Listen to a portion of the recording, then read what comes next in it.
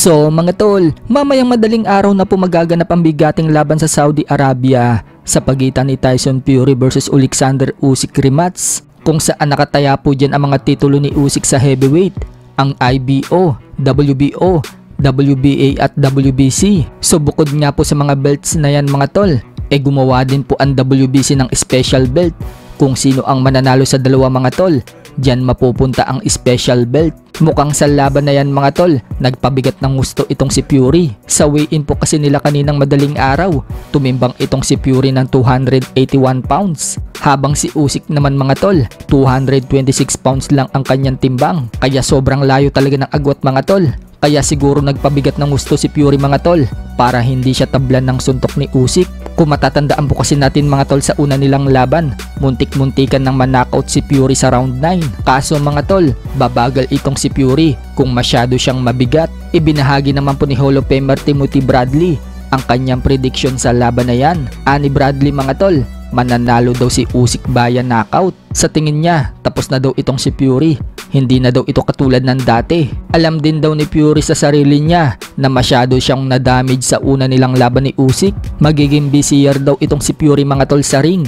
Pero sa tingin umano ni Bradley, mas nakapaghanda daw itong si Usyk. Kaya knockout ang prediction ni Timothy Bradley, pabor kay Usyk.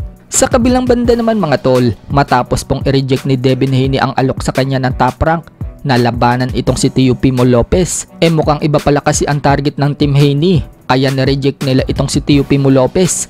Ayon kasi sa tatay ni Devin Haney mga tol na si Bill Haney, ang gusto umano nilang labanan ay itong si Gervonta Tank Davis. Pagkatapos umano ng laban ni Tank Davis kay Lamont Roach Jr. na magaganap sa March 1, gusto ni Bill Haney mga tol na ipalaban ang anak niyang si Devin Haney kay Tank Davis. Marami naman ang nagsasabi mga tol, kapag natuloy umano yung laban na yan, baka yan na daw ang huling laban ni Devin Haney at magretiro na daw ito sa boxing. Kung kay Ryan Garcia pa nga lang daw, ilang beses nang bumaliktad itong si Devin Haney, paano pa daw kaya kung si Tank Davis ang makalaban nito? Samantala, may kumakalat naman po sa social media mga tol na DM mula kay Devin Haney, kung saan sinasabi dyan ni Devin Haney na ipinapadelete nito ang mga post at picture at expected umano natatawag daw yung lawyer niya. Wala naman iniligay mga tol kung sino ang kausap ni Devin Haney dyan. So hindi natin alam mga tol kung totoo ba yung kumakalat na screenshot na yan. So marami naman pong nakakatuwang reaction mula sa mga boxing fans sa screenshot ng DM ni Devin Haney.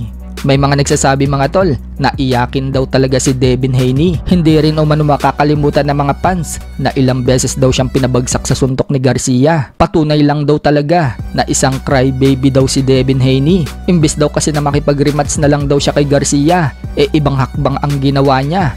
Pinabaliktad yung resulta ng laban, kaya siya na ang panalo at bumalik ang pagiging undefeated record niya. Kinasuhan pa si Garcia ng battery kung saan binugbog daw siya ni Garcia at iba pang mga kaso. Kaya ngayon, sirang-sira itong si Devin Haney sa mga boxing fans dahil sa mga ginawa niya.